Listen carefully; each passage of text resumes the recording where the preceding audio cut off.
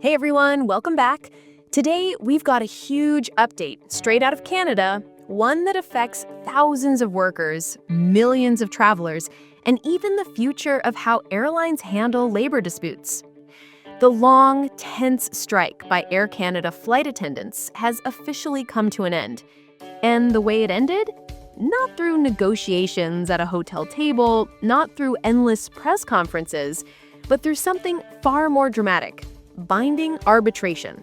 That's right, this showdown, which shut down flights, stranded passengers, and left the airline's reputation hanging by a thread, has finally been resolved by a neutral third party stepping in and making the final call. But this isn't just a labor story.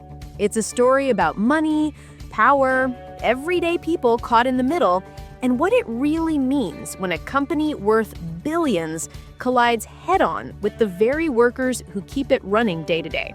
So let's break it all down. First, some quick context. Air Canada is one of the largest airlines in North America, carrying tens of millions of passengers every year with a total company value in the billions.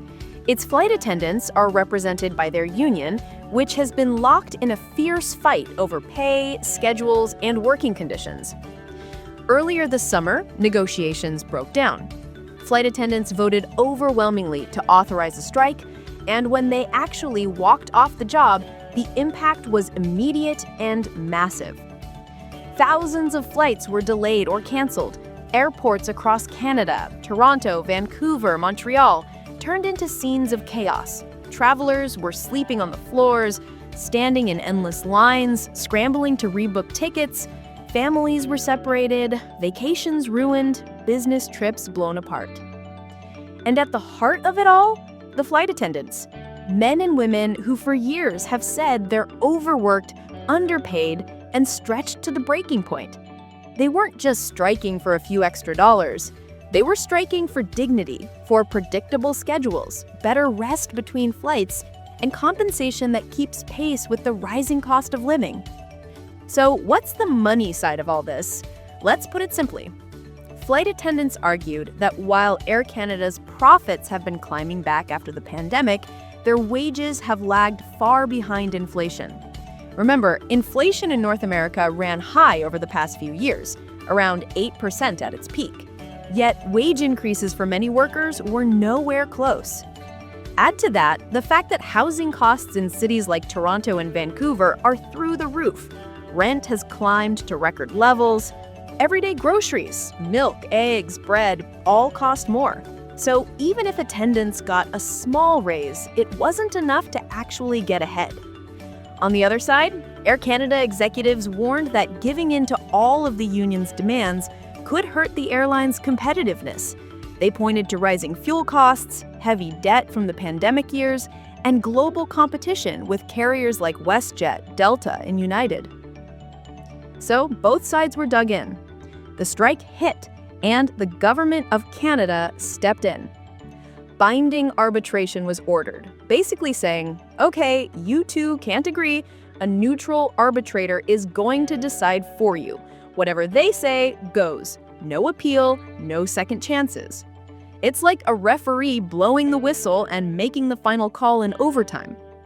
For the flight attendants, that meant the strike ended immediately. They had to return to work even while waiting to see exactly what the arbitration decision would be.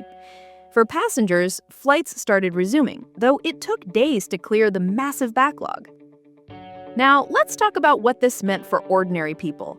Picture a young family in Vancouver, tickets booked for their first big trip to Disneyland, bags packed, kids bouncing with excitement. They get to the airport, only to find their flight canceled. No backup plan, no refund until weeks later, vacation gone. Or think of a grandmother in Montreal who had been planning for months to attend her granddaughter's wedding in Halifax. The strike left her stranded. She had to watch the ceremony on FaceTime. These are the real human costs of a labor battle like this. It's not just numbers on a spreadsheet. It's moments in people's lives that can never be replaced. So where does the arbitration leave us? Well, the arbitrator will look at all the evidence: Air Canada's financials, the union's demands, industry standards, and craft a contract that becomes binding. That means the workers will almost certainly get a raise. Estimates suggest it could be in the range of 10% over the next few years. Not life-changing, but meaningful. There could also be adjustments to schedules and rest periods, which the union has argued are just as important as pay. After all, when you're responsible for passenger safety at 35,000 feet, you need proper rest.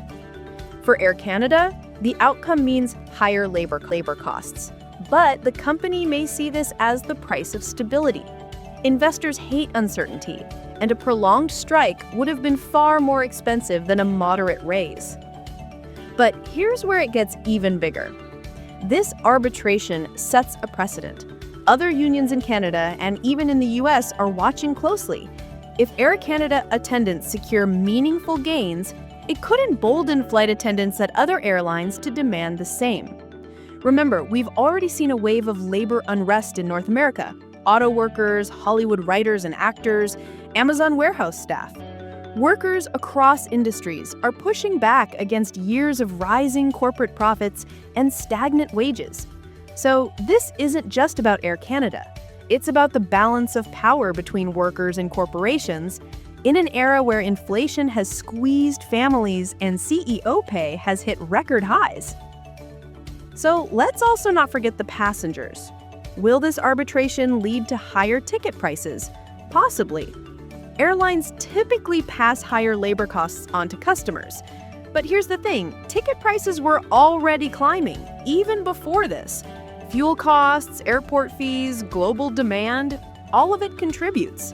So for the average traveler, the real question isn't just whether flights get more expensive, it's whether airlines can finally offer reliable service without the constant threat of strikes, cancellations, and disruptions. Because at the end of the day, passengers just want to get where they're going, on time, safely, and without paying an arm and a leg. So what do we take away from all of this? The strike is over, flights are resuming, but the deeper questions remain.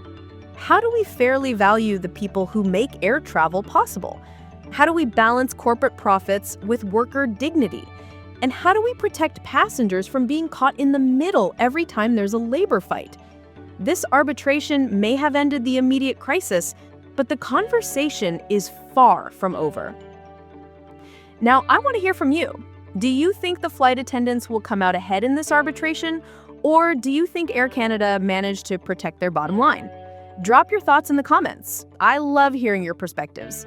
And if you found this breakdown helpful, don't forget to hit like, subscribe, and tap that bell icon so you're always in the loop when big financial and business stories like this unfold. Thanks so much for watching, and I'll see you in the next video.